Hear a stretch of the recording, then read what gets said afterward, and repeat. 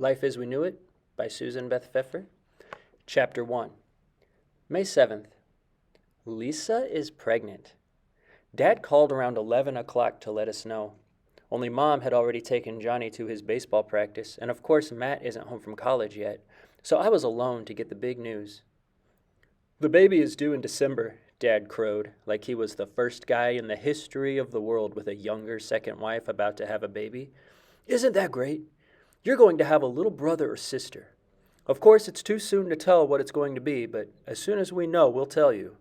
I wouldn't mind another daughter myself. The first one I had turned out so wonderfully. How'd you like a baby sister?"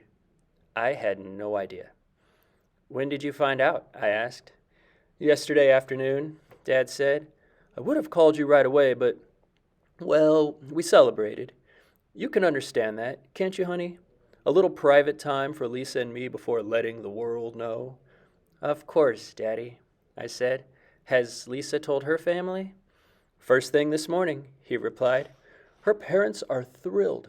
Their first grandchild. They're coming for a couple of weeks in July, before you and Johnny visit." "Are you going to call Matt and tell him?" I asked. "Or do you want me to?" "Oh, no, I'll call," Dad said. "He's busy studying for his finals. He'll be glad for the interruption." "It's great news, Dad," I said, because I knew I was supposed to. "Be sure to tell Lisa how happy I am for her. And you too, for both of you." "You tell her yourself," Dad said. "Here she is." Dad muffled the phone for a second so he could whisper something to Lisa, and then she took the phone. "Miranda," she said, "isn't it exciting?" "Very," I said. "It's wonderful news. I'm really happy for you and Dad." "I was thinking," she said. "Well, I know it's way too soon, and I haven't even discussed this with your father yet, but would you like to be the baby's godmother? You don't have to answer right away, but do think about it, all right?" That's the problem I have with Lisa. Whenever I want to get mad at her, or just irritated, because she really can be immensely irritating, she goes and does something nice. And then I can't understand why Daddy married her. "Of course I'll think about it," I said. "You and Daddy think about it also." "We don't have to give it any more thought," she said. "You should see the glow on your father's face. I don't think he could be any happier." "I couldn't," Dad said, and I could tell from his laughter that he had grabbed the phone away from Lisa. "Miranda, please say yes. It would mean so much to us for you to be the baby's godmother." So I said yes. I couldn't exactly say no. After that, we chatted for a while. I told Dad about my last swim meet and how I was doing in school. Mom still hadn't come back by the time I finally got off the phone, so I went online to see what's new with figure skating. The hot topic at Brandon Ehrlich's fan site is how good his chances are to win Olympic gold. Most people think not very, but a lot of us think he has a real shot at medaling, and ice is slippery, and you never know. I think I'd like to take skating lessons again. I've missed it the past couple of years, and besides, it'll give me a chance to pick up news about Brandon. He isn't being coached by Mrs. Daly anymore, but I bet she still hears stuff, and maybe Brandon's mother would show up at the rink. When Mom got in, I had to tell her about Lisa. She just said that was nice, and that she knew the two of them wanted children. She and Dad have worked really hard on making it a good divorce. Matt says if they'd worked half as hard on their marriage, they'd still be married. I didn't tell her about how I'm going to be the godmother, assuming Lisa doesn't change her mind, which she's more than capable of doing. I feel kind of bad that I'm going to be the godmother, but no one said anything about Matt or Johnny being godfathers. Of course, Lisa and Matt don't get along very well, and maybe 13 is too young to be a godfather. I hope Lisa changes her mind and I won't have to deal with it. May 8th. Not the greatest Mother's Day ever. I had told Mom a while ago that I'd make dinner, and she decided to invite Mrs. Nesbit. I can't say I was surprised, but I figured if Mom was having Mrs. Nesbit over, I could ask Megan and her mom too.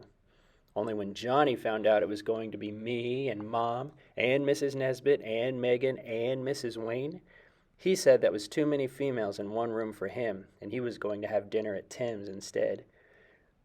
Mom always thinks it's a good idea for Johnny to spend time with Tim and his family because there are 3 boys and Tim's father is around a lot. She said if it was okay with Tim's folks, it was okay with her. I called Megan and told her to bring her history notes with her and we'd study for the test together, and she agreed. Which is why I'm so mad at her. If she hadn't said yes, it would be one thing. But she did, and I made enough meatloaf for 5 and salad, and then right before I started setting the table, Megan called and said she had decided to stay on at her church and do something with the youth group. She had gotten the dates mixed up, and her mother didn't feel like coming without her, so it was going to be 2 less for Sunday dinner, and she hoped I didn't mind. Well, I do mind. I mind because I'd been looking forward to all of us having dinner together and to studying with Megan. I also figured Mrs. Nesbit and Mrs. Wayne would be good people for Mom to talk to about Lisa's baby. Mom may not be best friends with Mrs. Wayne, but she's funny, and she would have gotten Mom laughing. Megan is spending so much time at her church. She goes to services every Sunday, and she never used to, and she does stuff with the youth group at least twice a week, and sometimes more. And for all her talking about how she's found God, I think all she's found is Reverend Marshall. She talks about him like he's a movie star. I even told her that once, and she said that's how I talk about Brandon, like it was the same thing, which it isn't at all. Lots of people think Brandon is the best skater in the U.S. right now, and besides, it isn't like I talk about him all the time and act like he's my salvation. Dinner was okay, except I overcooked the meatloaf, so it was a little dry, but Mrs. Nesbit's never been shy with the ketchup bottle. After a while, I left her and Mom alone, and I guess they talked about Lisa and the baby. I wish it was summer already. I can't wait to get my driver's license. I also wish I was through studying for my history exam.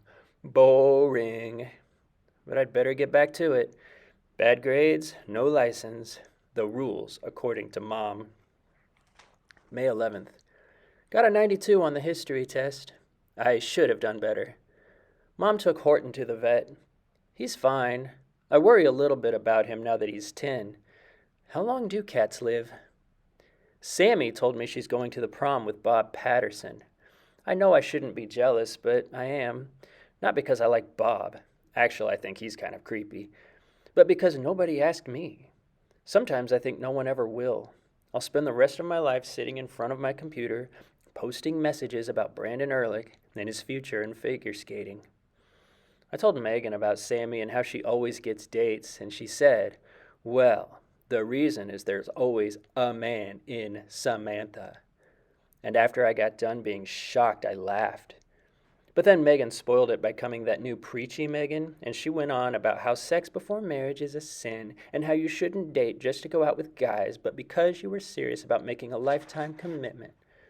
I'm 16 years old. Let me get my learner's permit first.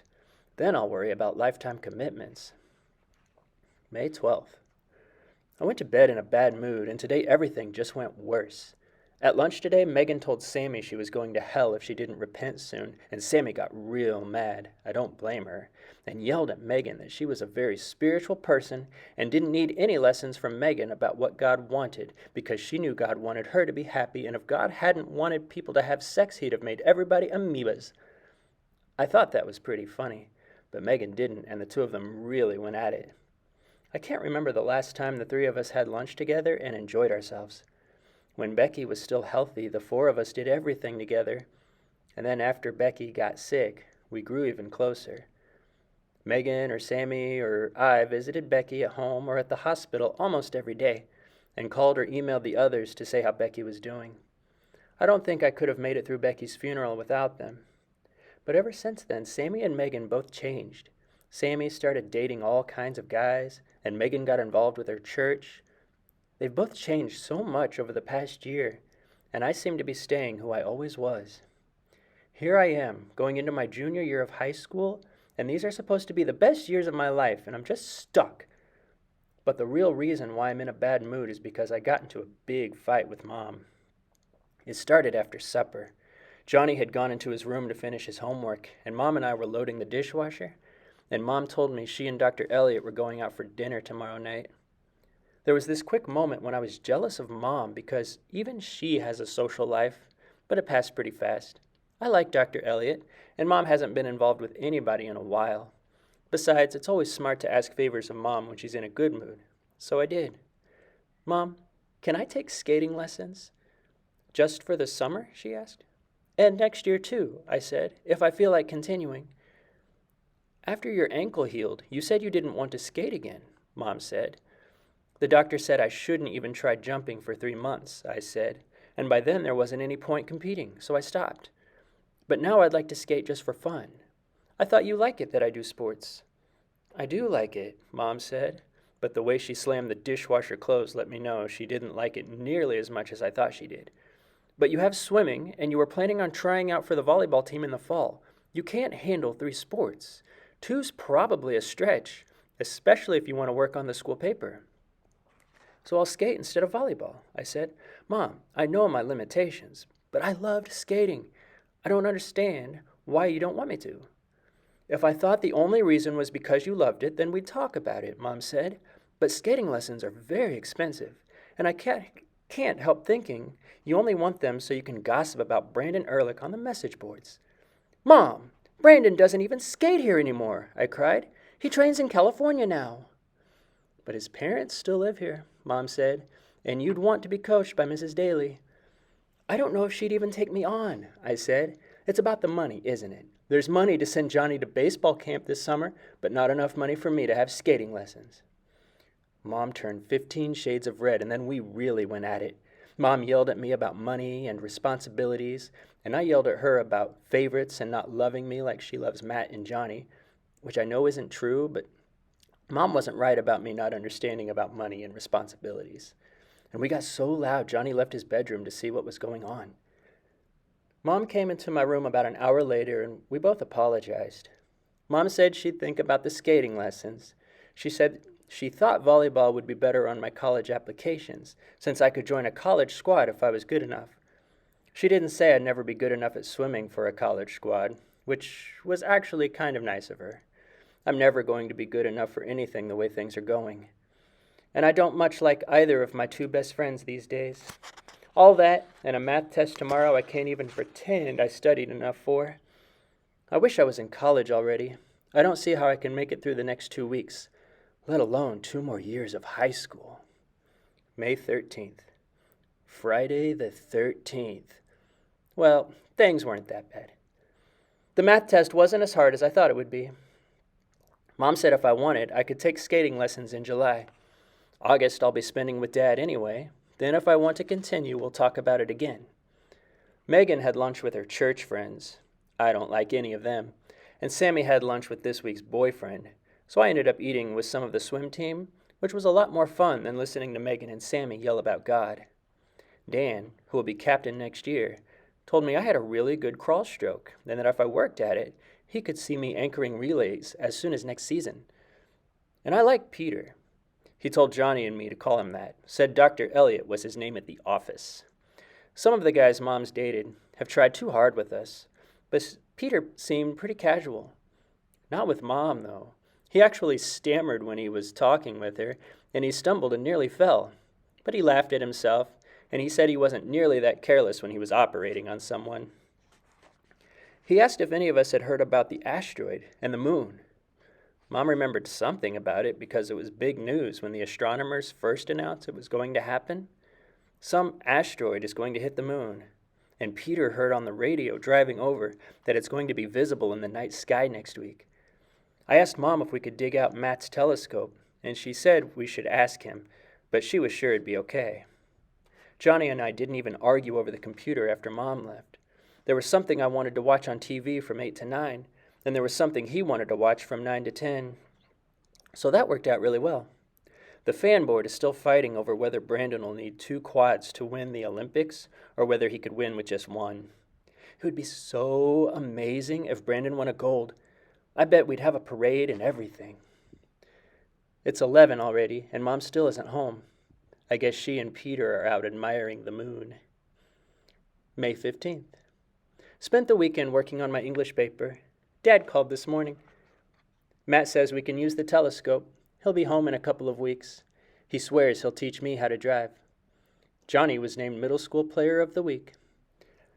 May 16th. All of a sudden, this moon thing is the biggest thing ever. Either that or my teachers are as bored with schoolwork as we are. I could understand it if I were taking astronomy, but French? Madame O'Brien made us talk about la lune the entire class. She's making us write a composition about it due Friday, because Wednesday night we're all going to be outside watching the asteroid hit the moon. Sammy says every time they make a big fuss like that for an eclipse or a meteor shower, it rains. It isn't just Madame O'Brien who's hot for this asteroid. In English today, we talked about the origin of the word lunar. Eddie made a joke about mooning, and Mr. Clifford was so excited about word origins, he didn't even get mad. He talked about slang instead and metaphors that have to do with astronomy, and he gave us a new assignment too. We can write on any topic that has to do with the moon. Due Friday, of course. I guess Miss Hamish thinks this moon thing is historical because in history that's what we talked about. How people throughout history have looked at the moon and comets and eclipses. Actually, that was kind of interesting. I never really thought about how when I look at the moon, it's the same moon Shakespeare and Marie Antoinette and George Washington and Cleopatra looked at. Not to mention all those zillions of people I've never heard of. All those Homo sapiens and Neanderthals looked at the very same moon as me. It waxed and waned in their sky too. Of course, Miss Hamish wasn't satisfied with inspiring us like that. She gave us an assignment too. We can write either an essay about astronomy in the past and how it affected someone in history, like if they saw a comet and it scared them or prophesied something, or an article about what's going to happen Wednesday night. Either way, it's due on Friday. I don't understand teachers. You'd think they'd talk to each other and at least one of them would realize how unfair it is to give us all assignments due on Friday. I wouldn't mind if I could figure out how to double up on them, write my history essay and translate it into French, which I could maybe do if my French was good enough, which it isn't. But I don't see how to do two for the price of one. So I think I'll have to write 3 separate papers and 1 in French and hand them all in on Friday. I'll be really sick of the moon by then. This moon thing is supposed to happen around 9:30 Wednesday night, and Mom was interested enough that we watched the news tonight. They said asteroids hit the moon pretty often, which is how the moon gets its craters. But this one is going to be the biggest asteroid ever to hit it, and on a clear night you should be able to see the impact when it happens. Maybe even with the naked eye, but certainly with binoculars. They made it sound pretty dramatic, but I still don't think it's worth 3 homework assignments. Mom watched the local news too, which she almost never does, because she says it's too depressing, and they're predicting a really nice night. Clear skies and temperatures in the low 60s. They said in New York people are organizing parties for Central Park and on apartment rooftops. I asked Mom if we could have a party, and she said no. But people on our road will probably be out watching, and it'll be like having a block party. I don't know how interesting it's really going to be, but compared to everything else in my life, at least it's something different. May 17th. I got an 82 on my math test. There were at least 4 questions I should have gotten right, but made careless mistakes on. I know for a fact that Sammy's mother hasn't looked at a test result of hers in years, and Megan's mom has always worried about who Megan hangs out with, but I don't think she cares all that much about her grades. I had to get stuck with the mother who works at home and has plenty of time to check things out and hover and demand to see tests. We didn't have a big fight over it. I did pass after all. But Mom gave me one of her famous "you shouldn't be so careless" lectures, which I get at least once a week and sometimes more than that if the mood strikes her.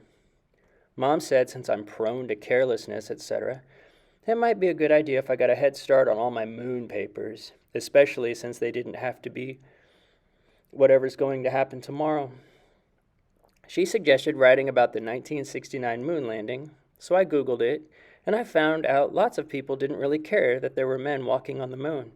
They all watched Star Trek, the original, old, lousy, special effects beam-me-up Scotty Star Trek, and they were used to seeing Captain Kirk and Mr. Spock hopping around the universe, so real people walking on the real moon wasn't as exciting. I think that's funny. Men were walking on the moon for the very first time in history, and people preferred watching Dr. McCoy say, "He's dead, Jim," for the 1,000th time. I wasn't exactly sure how to turn that into a paper, so Mom and I talked about it, about how fiction can have more power than reality, and how in 1969 there was a lot of cynicism because of Vietnam and the 60s and all that, and there were people who didn't think men were really on the moon and thought it was a hoax. I think I'll do my French paper on what happens tomorrow night because my French isn't good enough for stuff like hoaxes and cynicism. For English, I'm focusing on how fiction can be more exciting than reality, and for history, I'll focus on how people in the 60s were cynical about what the government told them. I told Mom that Sammy said it was sure to rain tomorrow night because it always rains when something important is supposed to happen in the sky, and she laughed and said she had never known a more pessimistic 15-year-old. I'll be at Dad's when Sammy turns 16. I have a feeling if she has a party, it'll be all boys, so it probably won't matter. Around 10, something kind of odd happened. I was working on my paper, and Mom was arguing with Johnny about going to bed when the phone rang. We never get calls that late, so we all jumped. I got to the phone first, and it was Matt. "Are you okay?" I asked him. "Matt never calls that late, and he pretty much never calls on a weekday night." "I'm fine," he said. "I just wanted to hear your voices." I told Mom it was Matt.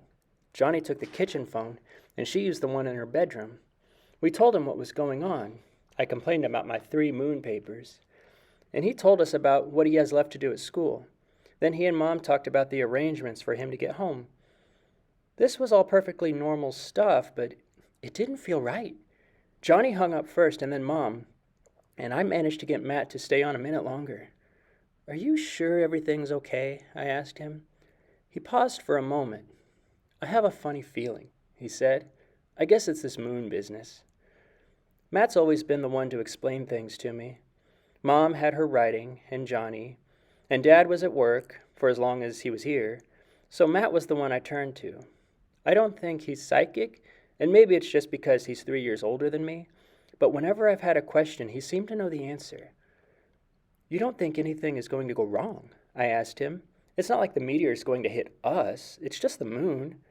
"I know," he said, "but things might get a little crazy tomorrow night. Phone lines might get tied up, people calling each other. Sometimes people panic, even if there's no reason." "You really think people are going to panic?" I asked. "Around here, it just seems like an excuse for teachers to give us even more work." Matt laughed. "Teachers never need an excuse for that," he said. "Anyway, I figured I'd find you all home tonight, and it'd be a good chance for me to say hello." "I miss you," I said. "I'm glad you're coming home." "Me too," he said. He paused for a moment. "Are you still keeping that journal of yours?" "Yeah," I said. "Good," he said. "Be sure to write about tomorrow. You'll probably enjoy reading all the details 20 years from now." "You just want me to keep a record of all your clever sayings," I replied, "for your mini-biographers." "Well, that too," he said. "See you in a few days." When we hung up, I couldn't figure out if I felt better because he'd called or worse. If Matt's worried, then I'm worried. But maybe all Matt is worried about is getting through his papers and exams.